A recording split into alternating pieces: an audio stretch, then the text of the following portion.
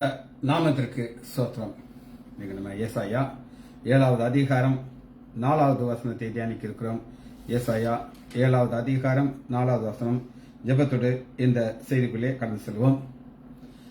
ராஜாவும் மாளிகையில் ராப்பகலாய் அமர்ந்திருப்பேன். இயேசு ராஜாவும் மாளிகையில் ராப்பகலாய் அமர்ந்திருப்பேன். துதித்து மகிழ்ந்திருப்பேன். துயரா மறந்திருப்பேன். உம்மையை துதித்து மகிழ்ந்திருப்பேன். துயரா மறந்திருப்பேன். ஆராதனை ஆராதனை அப்பா அப்பா உங்களுக்குத்தான் ஆராதனை ஆராதனை அப்பா அப்பா உங்களுக்குத்தான் எங்கும் நிறைந்த யெகோவாயெலேகிம் ஆராதனை உமக்கே. எங்கும் நிறைந்த யெகோவாயெலேகிம் ஆராதனை உமக்கே. எங்கள் நீதியே யெகோவா சிற்றேகேனோ ஆராதனை உமக்கே. எங்கள் நீதியே யெகோவா சிற்றேகேனோ ஆராதனை உமக்கே. ஆராதனை ஆராதனை அப்பா அப்பா உங்களுக்குத்தான் பரிசுத்தமாக்கம் யெகோவா மெக்காதிஷ் ஆராதனை உமக்கே. பரிசுத்தமாக்கம் யெகோவா மெக்காதிஷ் ஆராதனை உமக்கே. உருவாக்கும் தெய்வம் யெகோவாவசேனோ ஆராதனை உமக்கே. உருவாக்கும் தெய்வம் யெகோவாவசேனோ ஆராதனை உமக்கே. ஓராரரா ஓபாரரா ஒப்பாரபாரா விகரகரா சீர்படுத்தம் சிருஷ்டிகரே ஆராதனை உமக்கே. சீர்படுத்தம் சிருஷ்டிகரே ஆராதனை உமக்கே. ஸ்திரப்படுத்தம் துணையாளரே ஆராதனை உமக்கே. ஸ்திரப்படுத்தம் துணையாளரே ஆராதனை உமக்கே. ஒரீரரா உபாரரா உபரபரா விகரகரா உன்னதரே உயர்ந்தவரே ஆராதனை உமக்கே. உன்னதரே உயர்ந்தவரே ஆராதனை உமக்கே. பரிகாரியே பலியானிரே ஆராதனை உமக்கே. பரிகாரியே பலியானிரே ஆராதனை உமக்கே. இயேசுவின் நாமத்தினாலே ஜெபங்கள் பிதாவே ஆமென். கர்த்தரின் பரிசுத்த நாமத்திற்கு ஸ்தோத்திரம். Arokiyaraj brother praise lord. Mariyal sister praise lord. Janaki Ammal praise lord. Daniel Rajesh praise lord. Kavitha sister praise lord. இன்னைக்கு நம்ம ஏசாயா 7வது அதிகாரம் 4வது வசனத்தை தியானிக்க இருக்கிறோம். முதல் வசனத்தை நான் உங்களுக்கு வாசிக்கிறேன். நீ ஆண்டவர் பேசுகிறார். அவனை நோக்கி சீரியர் எப்ராயிமோடு ரெமலியா மகனோடும் உனக்கு விரோதமாக துர் ஆலோசனை பண்ணி. ஆலோசனைங்கிறத நம்ம இன்னைக்கு பார்க்கிறோம். துர் ஆலோசனை ஆலோசனை ஆலோசனைங்கிறதுக்கு ஒரு எபிரேய வார்த்தை நான் உங்களுக்கு காட்டுறேன். யாஸ் YAAS யாஸ் YAA மேல ஒரு கோடு போட்டிருக்கேன். அது நீட்டு வாசிக்க. யாஸ் யாஸ் ஆலோசனை. ஆலோசனைக்கு என்ன இங்கிலீஷ் அர்த்தம் அப்படின்னு கேட்டீங்கன்னா அட்வைஸ். இந்த அட்வைஸ் மாத்திரம் பார்த்தீங்கன்னா ரொம்ப ஈஸியா எல்லாரும் ஃப்ரீயா கொடுப்பாங்க. எல்லாத்துக்கும் காசு. அந்த ஆலோசனை மட்டும் ஃப்ரீ. இந்த ஆலோசனைய ஃபர்ஸ்ட் இந்த ஆலோசனையில ஒரு ஆழமான காரியத்தை நான் உங்களுக்கு காட்டுறேன். யாத்ராகமம் 18வது அதிகாரம் 19. யாத்ராகமம் 18:19. இப்பொழுதும் என் சொல்லை கேளு. இந்த ஆலோசனை கொடுக்கிறது யார் அப்படின்னு கேட்டீங்கன்னா மோசேயுடைய மாமனார். மோசேயுடைய மாமனார் மோசேய பார்க்க வனாந்திரத்தில் வர்றார். வரும்பொழுது 7வது வசனம், 18வது அதிகாரம் 7வது வசனத்துல, அப்பொழுது மோசே தன் மாமனாருக்கு எதிர்கொண்டு போய் அவனை வணங்கி முத்தம் செய்து ஒரு பின்பு மோசே கர்த்தர் இஸ்ரவேல் நிமித்தம் பார்வோனுக்கும் எகிப்துக்கும் செய்த எல்லா வழியும் ரொம்ப ஹாப்பியான ஒரு அக்கேஷன். நமக்கு ஒரு வெற்றி கிடைச்சிருச்சுன்னா மற்றவர்கள்ட்ட ஷேர் பண்ணும் போது ரொம்ப சந்தோஷமா இருக்கும். சாட்சி. அப்ப அவர் நினைச்சிருப்பாரு, சரியான ஆளுக்கு தான் என் மகளை கொடுத்திருக்கிறேன் அப்படின்னு நினைச்சிருப்பாரு.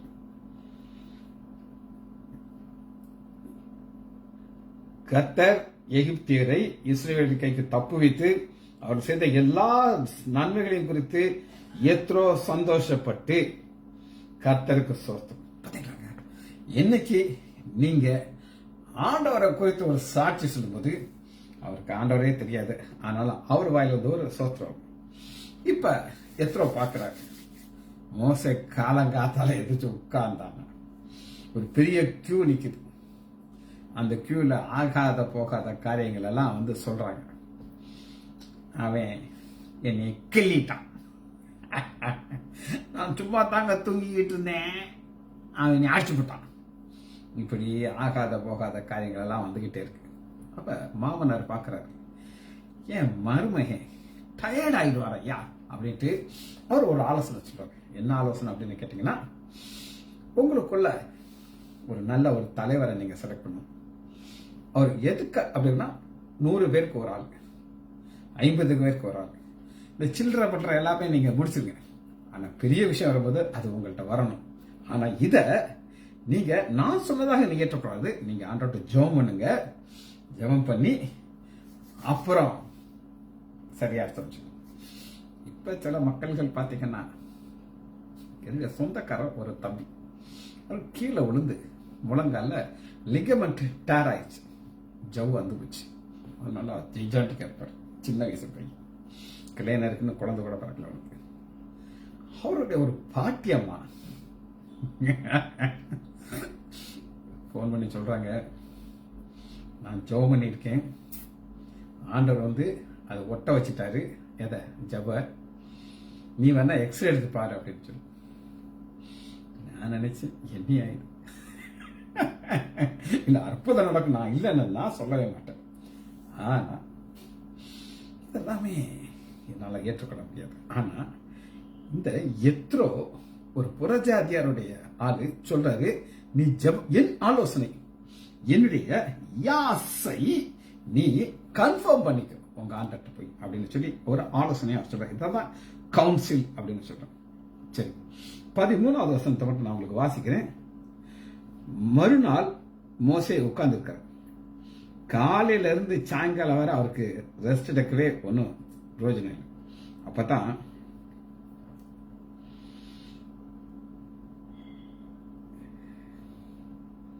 19வது வசனம், நீ தேவ சந்நிதியிலே ஜனங்களுக்காக விசேஷித்தவைகளை தேவனத்தில் கொண்டு போ, கட்டளை பிரமாணங்கள் அவளை வெளிப்படுத்தி நடக்கொண்ட வெளியே. என்ன அருமையாக கட்டளை பிரமாணம், அதை மாற்றவே முடியாது. இந்த சில்லற பிள்ளை தான் நீங்களே சேர்த்துக்கோங்க அப்படின்னு சொல்றாங்க. சரி, என்னாகமும் 24வது அதிகாரம் 14வது வசனம், 24:14 14.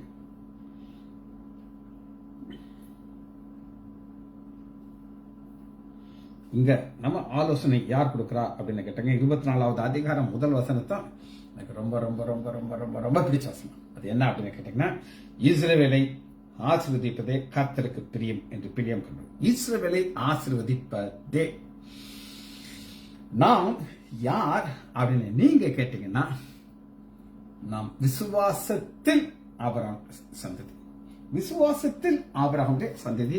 நாம் நம்மளை ஆண்டவர் ஆசீர்வதிக்காம இருக்க முடியாது. வாசிப்போமா, இந்த விசுவாசத்தில் எப்படி நம்ம வர்றோம் அப்படின்னு கேட்டீங்கன்னா,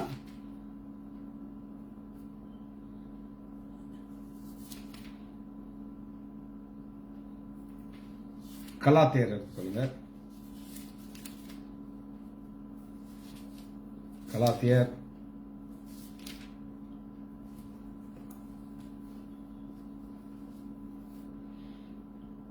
3வது அதிகாரம் 10வது வசனம்.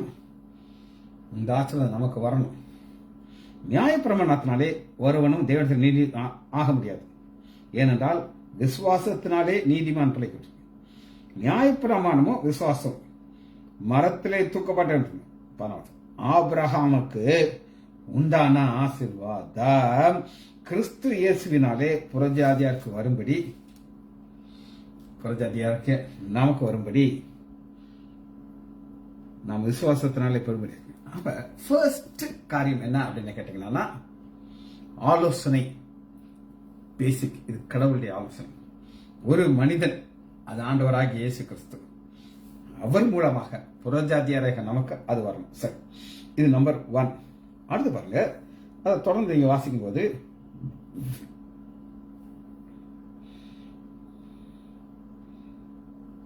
நாலாவது வசனம், என்னாகமம் 24:4 அந்த ஆலோசனைய கொடுக்கிறதுக்கு ஆண்டவர் என்ன செய்கிறார் பிள்ளையாம பாத்தீங்கன்னா, தேவன் அருளும் வார்த்தைகளை, அதாவது ஆலோசனைகளை சர்வ வல்லவருடைய தரிசனத்தை கண்டு தாழ விழும் பொழுது கர்த்தர் கண்கள் திறக்கப்பட்ட, என் கண்கள் அதுவரை முடியுது. இப்ப என் கண்களை திறக்கிறார், நான் பார்க்கிறேன், என்ன ஒரு அருமனையா காட்சியை பார்க்கிறேன் அப்படின்னு சொல்லி அந்த அதை எக்ஸ்பிளைன் பண்றார். யாக்கோபே, எத்தனை உன் கூடாரங்களும் இஸ்ரவேலில் உன் வாசகர்கள் எவ்வளவு அழகான கூடாரம்ங்கிறது என்ன அப்படின்னு கேட்டீங்கன்னா, உன்னுடைய சரீரம், நீ வாழ்ற இடம், இது கூடாரம். 2 கொரிந்தியர் 5வது அதிகாரம் 1 வசனம், பூமிக்குரிய கூடாரமாகிய உங்களுடைய சரீரம் அழிந்து போனாலும் தேவனால் கட்டப்பட்ட கைவேலை இல்லாத நித்திய வீடு பரலோகத்திலே நமக்கு உண்டு. இந்த கூடாரத்தையும் இங்கிருந்து நம்ம பார்க்கிற வாசஸ்தலம் நம்முடைய ஆண்டவராகிய இயேசு கிறிஸ்து சொன்னார், என்னுடைய பிதாவின் வீட்டில் அநேக வாசஸ்தலங்கள் உண்டு, இல்லாதிருந்தால் நான் உனக்கு சொல்லியிருப்பேன், நான் போய் உங்களுக்காக ஒரு ஸ்தலத்தை ஆயத்தம் பண்ண போகிறேன், பிறகு நான் திரும்ப வந்து உங்களை என்னோட கூட்டிட்டு போகிறேன். அந்த 2மே கண்கள் திறக்கப்பட்டு பார்க்கிறாங்க. ஆலோசனை, இது தேவ ஆலோசனை, மனுஷனுடைய ஆலோசனை கிடையாது. அவைகள் பரவி, ஆராசம் பிறவி போய் ஆறுகளை போலும். ஆறுங்கிறது என்னதுன்னா சமாதானம். சமாதானத்தை எப்படி இருக்குன்னா, உன்னுடைய சமாதானம் நதியை போல புரண்டும். அதுங்க நதி, ஒரு குளத்துல கிடக்கிற தண்ணி, தேங்கி கிடக்கிற தண்ணி கொஞ்சம் நாத்தாடிக்க ஆரம்பிச்சு. ஆனா நதி அப்படியே புரண்டு புரண்டு புரண்டு போய்கிட்டே இருக்கும். நதி உள்ள தோட்டத்துக்குள்ளே போகும். இந்த தோட்டங்கிறது என்னன்னா, கர்த்தர் நாட்டின சந்தன மரங்களுக்கு போகணும். எல்லாம் உங்களுக்கு பல தடவை உன்னத பாட்டில் கிளாஸ் எடுத்திருக்கேன், அதனால நம்ம அங்க போகிறதுல இந்த சந்தன மரங்கிறது என்ன மட்டும் நான் உங்களுக்கு சொல்றேன். எத்தனையோ மரங்களை நீங்க அங்க பார்க்கலாம். 2 வகை அதை நான் உங்களுக்கு பிரிச்சு காட்டியிருக்கேன். ஒன்னு வாசனை கொடுக்குற மரம், இன்னும் டெக்கரேட்டிவ், அழகு. இது சந்தன மரங்கிறது என்ன அப்படின்னு கேட்டீங்கன்னா, சந்தன மரம் உயிரோட இருக்கு, எல்லா மரம் மாதிரி தான் இருக்கு. ஆனா அதை வெட்டி காய போட்டு அதை அரைச்சிங்கன்னா அது வந்து ஒரு வாசனை வரும். இது நம்மளுடைய வாழ்க்கையை குறிக்கிறது. தண்ணீர் அருகே உள்ள கேது விருட்சம், தண்ணீர் அருகே உள்ள கேது விருட்சங்கள். சங்கீதம் 1வது அதிகாரத்தில் நம்ம பார்க்கிறோம். ஒரு மனிதன் எப்படி இருப்பான் அப்படின்னு கேட்டீங்கன்னா, அவன் தண்ணீர் அண்டை நிறுத்தப்பட்ட வறட்சியான காலத்தை காணாத ஒரு மரம். அதைத்தான் நம்ம பார்க்கணும். அவர்களுடைய நீர்ச்சால்களிலே தண்ணீர் பாயும், அவர்களுடைய வித்து திரளாக. வித்துங்கிறது சந்ததிங்க. இந்த சந்ததிங்கிறது என்ன அப்படின்னு கேட்டீங்கன்னா, ஒரு நம்மளுடைய வாழ்க்கை முடிஞ்சிடும், ஒரு மரணம் வரும், ஆனா அடுத்த சந்ததி எப்படி போயிட்டே இருக்கும். அதான் நம்ம பார்க்கிறோம். சந்ததி இது எல்லாத்தையும் நம்ம பார்த்துட்டு 16 ஆகையால் உன் இடத்திற்கு ஓடி போய் உன்னை மிகவும் கனம் பண்ணுவேன் என்றேன், நீ கனமடையாது. அப்பொழுது பிலியாம் பாலாக்கு நோக்கி, இது எனக்கு வீடு நிறைய வெளி. இங்கதாங்க பிரச்சனை இருந்துச்சு. லைஃப் டானானது வீடு நிறைய வெளி. சரி, 22வது அதிகாரம் 6வது வசனத்துல இவட்ட ஒரு ஸ்பெஷல் பவர் இருக்குது. அது என்ன பவர்? அந்த ஆலோசனை கொடுக்கறதுக்கு என்ன பவர் இருக்கு அப்படின்னு கேட்டீங்கன்னா, 22வது அதிகாரம் 6வது வசனத்துல, அவர்கள் என்னிலும் பலத்தவர்கள் ஆகிய நீ ஆசீர்வதிக்கிறவன் ஆசீர்வதிக்கிறவன், நீ சபிக்கிறவனை சபிப்பேன். ஆண்டவருக்கு ஒரு ஸ்பெஷல் பவர் கொடுத்துருக்காரு. நீ யாரையெல்லாம் ஆசீர்வதிக்கிறோ அவங்களை ஆசீர்வதி. குறித்து நான் உங்களுக்கு ஏற்கனவே சொல்லியிருக்கேன். நம்முடைய ஆண்டவராக இயேசு கிறிஸ்து நமக்கு ஒரு ஆலோசனை கொடுத்திருக்கிறார். அது என்ன ஆலோசனை அப்படின்னு கேட்டீங்கன்னா, ஊழியத்துக்கு அனுப்புறார் சீஷர்கள். சீஷர்கள் ஊழியத்துக்கு போகும்போது அவங்க என்ன செய்யணும் அப்படின்னு கேட்டீங்கன்னா, மத்தேயு எடுத்துக்கோங்க.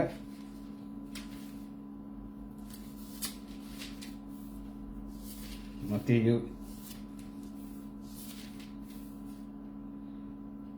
10வது அதிகாரம் 11. எந்த பட்டணத்திலாவது கிராமத்தில் நீங்க பிரவேசிக்கும் போது அதை பாத்திரமானவர்கள் யாருன்னு விசாரித்து நீங்கள் புறப்பட்டு போய் தங்கிருங்க. ஒரு வீட்டுக்குள் பிரவேசிக்கும் போது அதை வாழ்த்துங்கள். அந்த வீடு பாத்திரனா இருந்தால் நீங்கள் கூறிய சமாதானம் அது கூறும். அபாத்திரம் இருந்தால் நீங்கள் கூறின சமாதானம் உங்களுக்கு திரும்பும். பலமுறை நான் உங்களுக்கு விளக்கியிருக்கேன். நீங்க ஆசீர்வதிக்கணும், சபிக்க கூடாது. ஆசீர்வதிக்கும் போது அவங்க என்னையா இவன் கொடுக்குற ஆசீர்வாதம் என்ன தேவைப்படும், அதாவது அவங்க ஜெபம் பண்ண வந்திருப்பாங்க. நம்மகிட்ட நான் வழக்கமாக சொல்லி ஜெபம் பண்ணுவேன். ஒரு பெண் பிள்ளை எங்கிட்ட ஜெபிக்க வந்தா நான் சொல்லுவேன், என் மகள் டீனாவுக்கு என்னெல்லாம் ஆசீர்வாதம் கொடுத்துருக்கீங்களான்ற அது இந்த மகளுக்கு கொடுங்க. ஒரு ஆண் மகன் வந்தான்னா அவருக்கு ஜெபம் பண்ணுவது நான் சொல்லுவேன், அன்றோட எங்கள் லைசன்ஸ் ஹாஸ்பிட்டல் லைசன்ஸ் குடும்பத்துக்கும் ஒரு விசேஷமாக ஆசீர்வாதம் செய்யும். அது இவங்க குடும்பத்துக்கு வரும் சொல்லி அவங்க உள்ள இருந்துக்கிட்டு என்னை ஒரு லூஸு அது எப்படியா வரும் அப்படின்னு அவன் நினைச்சா அப்படி அது எனக்கு வந்துடும். இதாங்க தேவ ஆலோசனை. இந்த ஆலோசனை ரொம்ப ரொம்ப முக்கியம். சரி, ஒரு மோசமான ஆலோசனை நான் உங்களுக்கு காட்ட போறேன். மோசமான ஆலோசனை அது என்ன அப்படின்னு கேட்டீங்கன்னா, 2 சாமுவேல் 15வது அதிகாரம்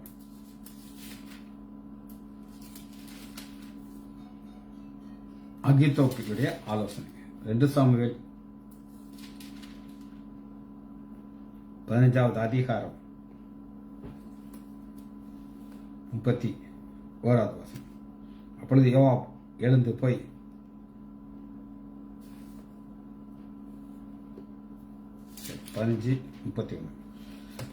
அப்சலோமோடு கான்டாக்ட் வச்சதை தாவீதுக்கு எழுது. கர்த்தாவே அகித்தோப்பேலுடைய ஆலோசனையை பைத்தியமாக்கி விடுவார். இதுல ஒரு பெரிய ஒரு ரகசியத்தை நான் உங்களுக்கு சொல்லிக் கொடுக்க போகிறேன்.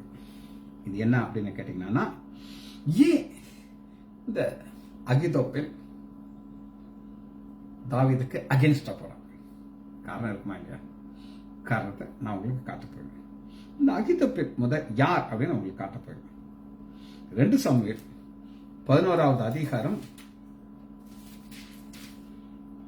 3வது வசனத்துல இவர் ஒரு பொம்பளை பிள்ளைய பார்த்து குளிக்கிறத பார்த்து தூக்கிட்டு வந்தார். அந்த பெண் யார் அப்படின்னு நீங்க கேட்டீங்கன்னா, 2 சாமுவேல் 11வது அதிகாரம் 2வது வசனத்துல உப்பரியிலே இருந்து கண்டான். அந்த ஸ்திரீ வெகு சௌந்தரியவனாத்தால். அப்பொழுது 3வது தாவீது அந்த ஸ்திரீ யார் என்று விசாரிக்க ஆளுங்க.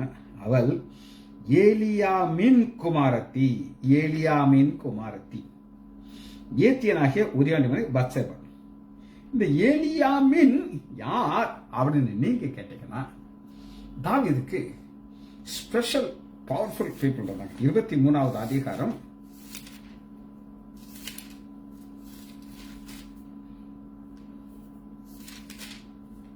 34வது வசனத்துல இந்த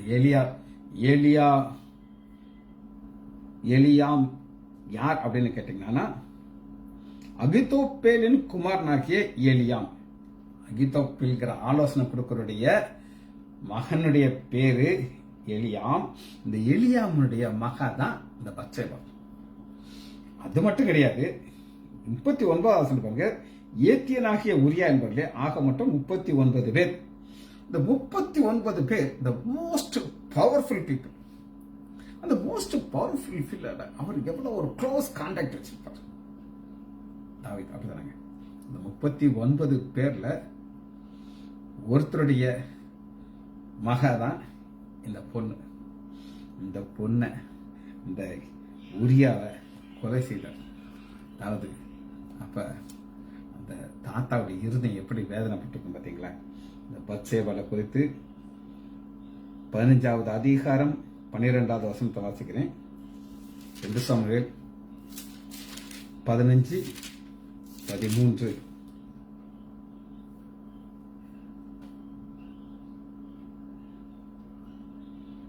அப்சலோம் பலிகளை செலுத்தும் பொழுது தாவீதின் ஆலோசனைக்காரனாகிய அந்த அகிதோப்பில் என்னும் கீழன் அவனை உருவாகிட்டு அப்படி கட்டுப்படும். அப்ப நம்ம இன்னைக்கு என்ன பார்க்கிறோம் அப்படின்னு கேட்டீங்கன்னா ஆலோசனை. இந்த ஆலோசனை என்ன ஒரு ஆலோசனை ஆயிடுச்சு அப்படின்னு துர் ஆலோசனை.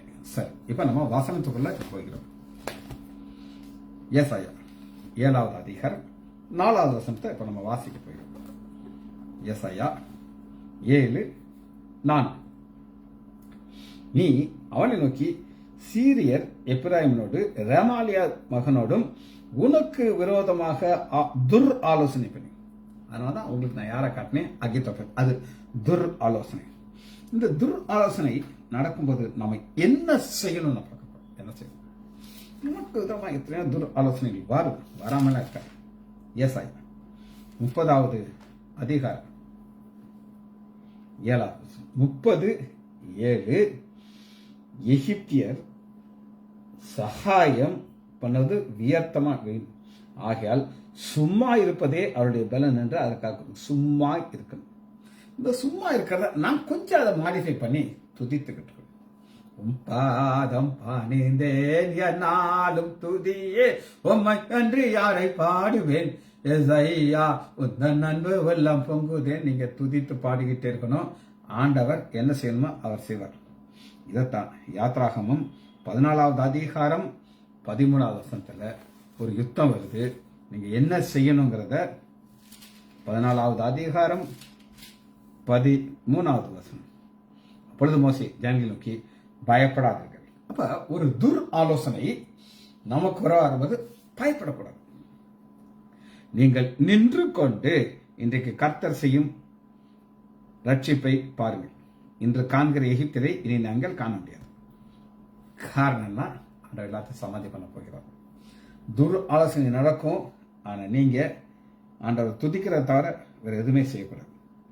இந்த துர் ஆலோசனை வரும்பொழுது ஒரு ராஜாவுடைய ரியாக்ஷனை நான் காமிச்சிருக்கேன். திரும்ப அதை பார்க்க போறேன். எனக்கு ரொம்ப பிடிச்ச ஒரு கான்செப்ட்.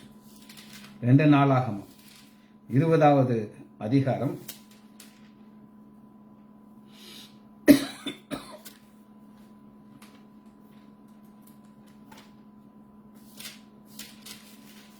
2 நாளாகமம் 20வது அதிகாரம் ஒரு பெரிய கூட்டம். முதல் வசனத்துல பாத்தீங்கன்னா என்னைக்கவே முடியாது. அப்படி வரும்போது அவர் என்ன சொல்றாரு ஆண்டவர்னா, நீ வெயிட், துதிக்க மட்டும் செய். 20வது அதிகாரம் 19. கோராகின் புத்திரர், கோராகியுடைய புத்திரர் அந்த லேவியரும் எழுது இஸ்ரவேலின் தேவனாய கர்த்தரை மகா சத்தத்தோடு கெம்பீரித்து துதித்தார்கள்.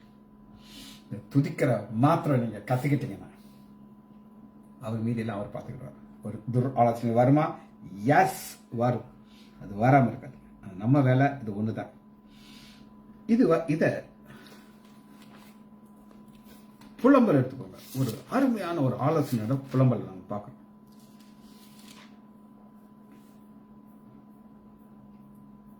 மூணாவது அதிகாரம் 26வது வசனம்.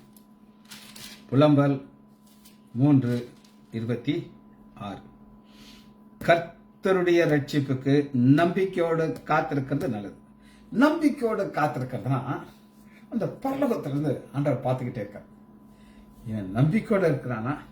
நம்பிக்கை இல்லாமல் எப்படிங்க கண்டுபிடிக்க முடியும்? நம்பிக்கையோட இருக்கிறானா என்ன பிரச்சனை வந்தாலும் அவனுடைய சமூகத்துல விட்டு எங்கேயுமே போகக்கூடாது.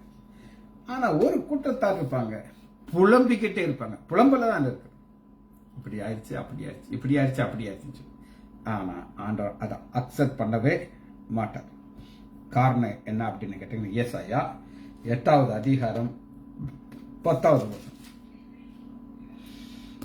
ஆலோசனை செய்யுங்கள், அது அபத்தமாகும்.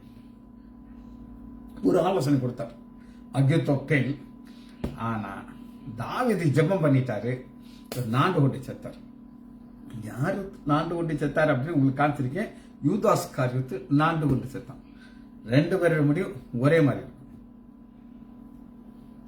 11. கர்த்தருடைய கரம் என்மேல் அமர்ந்து அவர் என்னோடு பேசி, நான் இந்த ஜனத்திற்கு வழி நடத்தாதபடிக்கு புத்தி சொல்லிவிடும். வழி நடத்தாதபடிக்கு எனக்கு புத்தி சொல்லிவிடும்.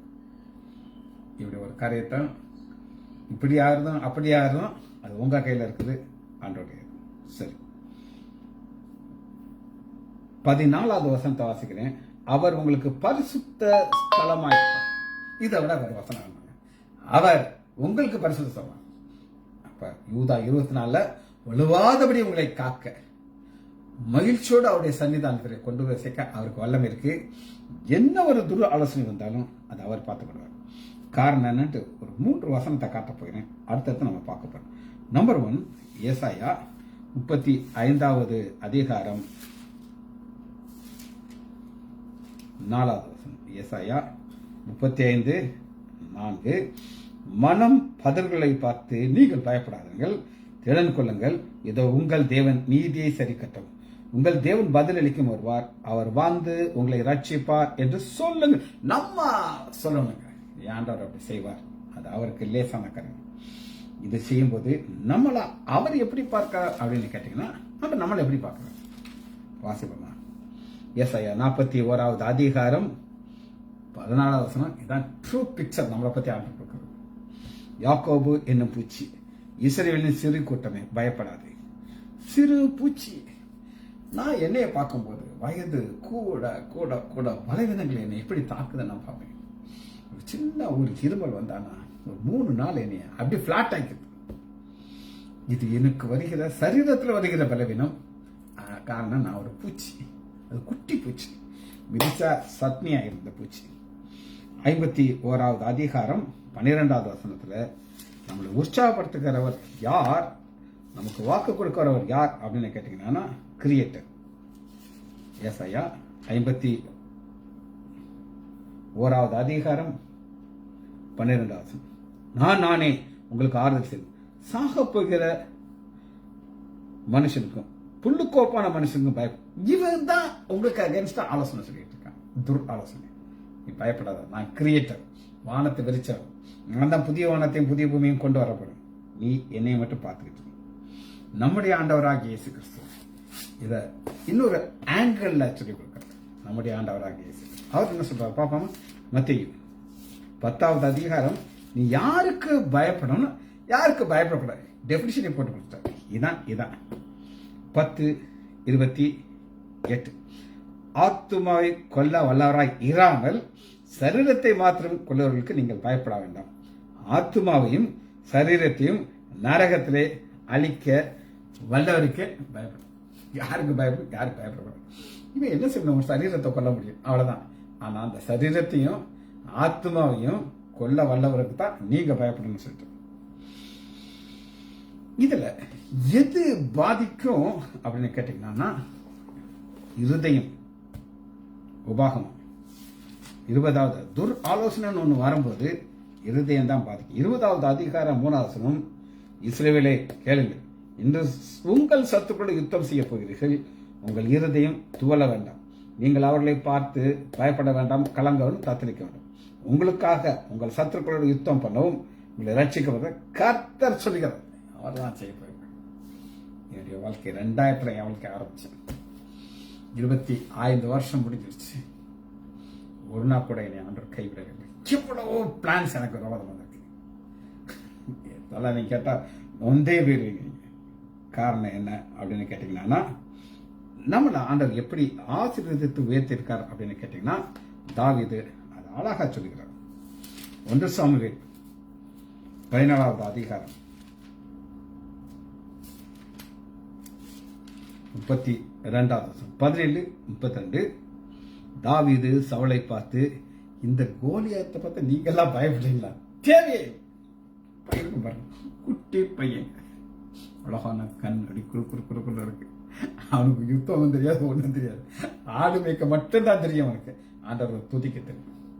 ஆடு மேய்ப்பாரு, ஆண்டவரை துதிப்பாரு.